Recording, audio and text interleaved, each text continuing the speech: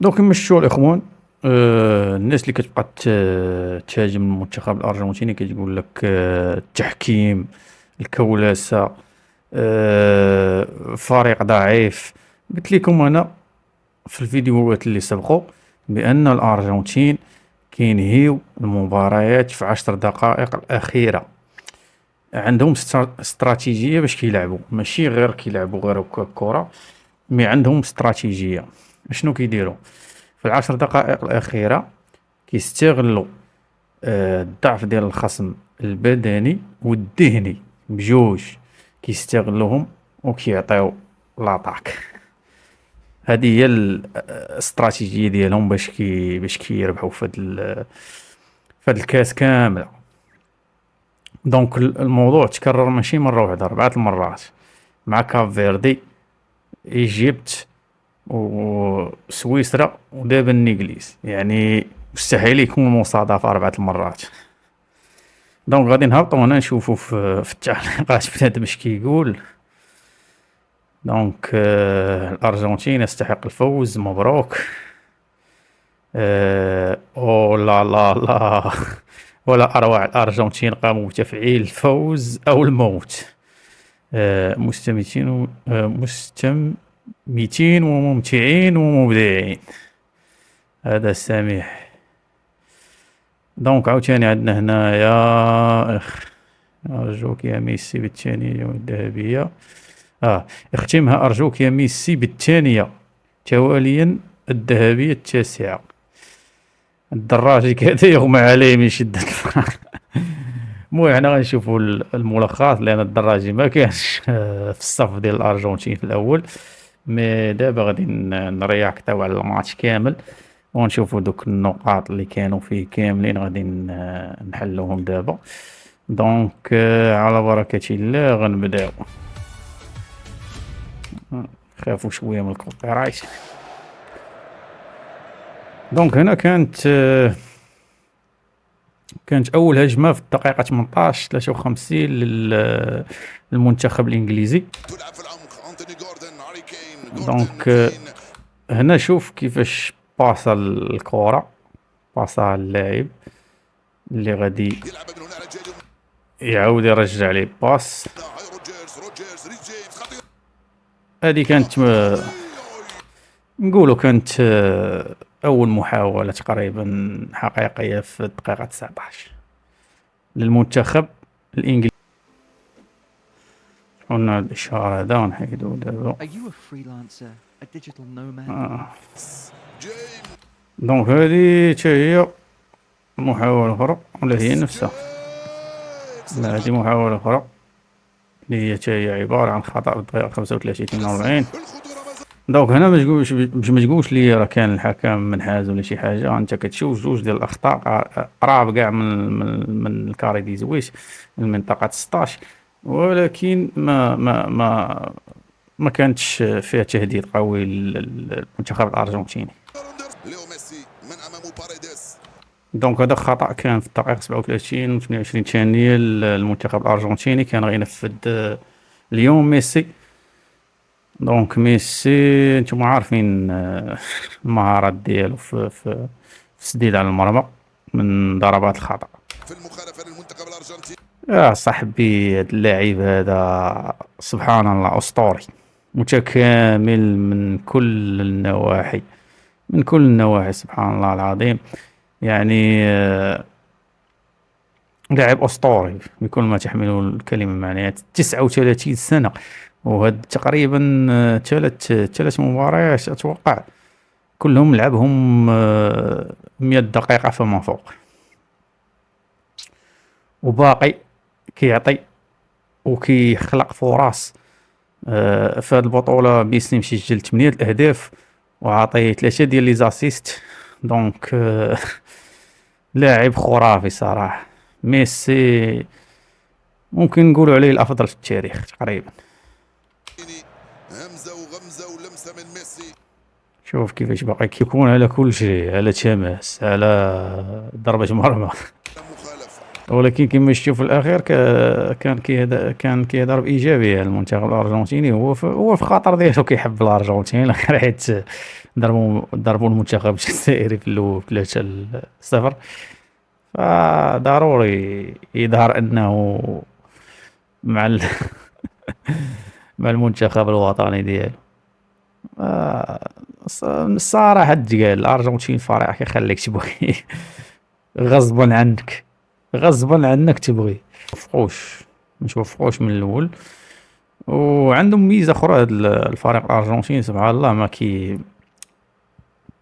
واخا كيكونوا خاسرين في البداية ديال المباراة ما كيتشوكاو، ما كيجيهم التشتت الذهني ما والو، كيبقاو مركزين ما كيفقدوش التركيز ديالهم. ماشي غير لاعب ولا جوج، الفريق كامل. كرة القدم كتلعب بهاد الطريقة، لازم يكون عندك فريق ذهنيا متواصل، يعني عنده تواصل ذهني مع بعضياته وما كيفقدش التركيز. هذه نقاط أساسية إلا بغيتي يكون عندك فريق جبار أو فريق من النخبة. تقريبا في المباراة بعد 47 دقيقة لعب. بطبيعة الحال القدرات البدنية هذا جانب آخر، هذا ما نهضروش عليه دابا، ولكن الجانب اللي دويت عليه الجانب الذهني هذا جانب كي إن لم أقل يمثل 90% من قوة الفريق. الجانب البدني كيلعب فقط 10%. جول جول جول. هنا كان خص المنتخب الإنجليزي يعرف كيف يتعامل مع المباراة ويحافظ على الهدف ديالو، ولكن للأسف مع الأرجنتين هاد القضية ولا هاد الأوبسيون هذا ما كاينش، مستحيل أنك تحافظ على الشباك ديالك كما كان وقع الخصوم اللي دازو، اللي منهم كاب فيردي، اللي منهم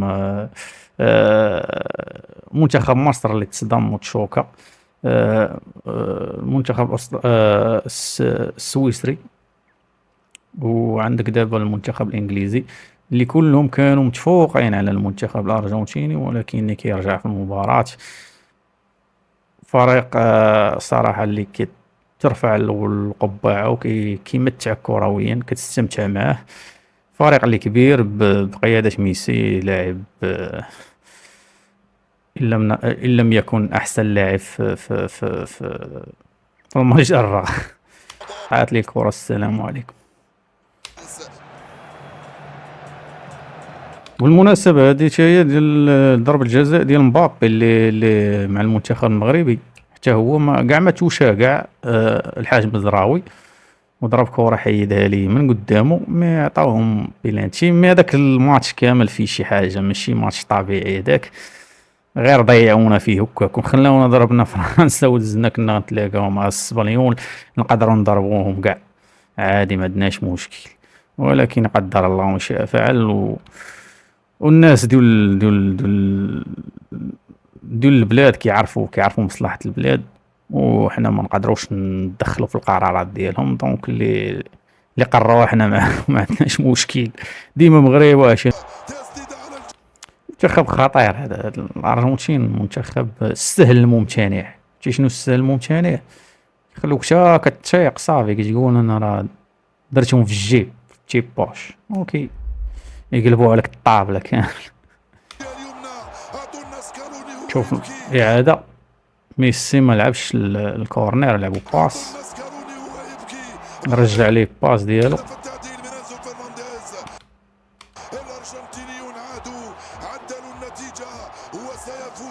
شوف باس، شوف المسافة شحال بعيدة.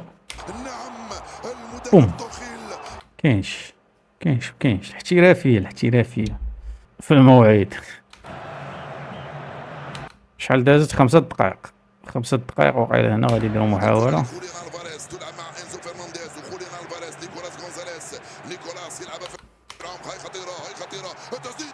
اوف، دابا جوج ديال البارات اللي تزقلوا على الكولة. قلت لك راه النتيجة كانت غتكون 4 ولا 3 بعدا، كاين على الأقل المنتخب الأرجنتيني. مي الحظ لعب مع المنتخب الإنجليزي، ما تسجلوش عليه 3 الأهداف اللي كانوا تقريبا يكونوا أهداف حقيقيين. مي هاد النتيجة حتى هي راه نتيجة اللي مرضية في 10 دقائق الأخيرة من زمن المباراة. دونك انا من هنا كنقول للناس المشككين في المنتخب الارجنتيني، ولا الناس اللي كتطلع كتهاجم المنتخب الارجنتيني وميسي، الناس لا علاقة لكم بكرة القدم، أو لا تفقهون شيئا في كرة القدم. تكلموا بالعاطفة، ماشي نظام هذاك. يعني منتخب غادي يفند كاع هادوك الادعاءات اللي كتدعيهم عليه، باش بالقوة في الملعب.